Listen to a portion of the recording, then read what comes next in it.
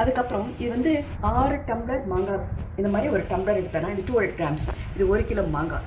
So 6 tumbler மாங்காய். அதுக்கு 1 tumbler வெறும் மிளகாத்தூள், அப்புறம் அரை டம்ளரு முக்கால் டம்ளர் கல் உப்பு பொடி பண்ணி வச்சுருக்கேன்.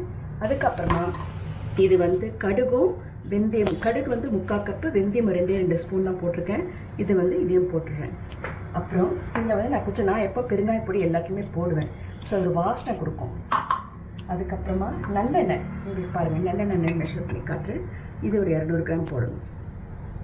200 250 போடலாம், கொஞ்சம் போடலாம், அவ்வளோதான்.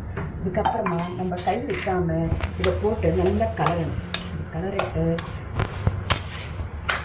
அப்படியே ஒரு பதத்தில் போட்டு அமுக்கி வச்சிட வேண்டியதுதான். இது 3 நாள் பொறுத்து மேலே எண்ணெய் வந்துடும். அப்போ இட்ஸ் ரெடின்னு அர்த்தம். எவ்வளோக்கு எண்ணெய் மேலே வருதோ அவ்வளோக்கு அது ஊறி போச்சுன்னு அர்த்தம். அவ்வளோதான்.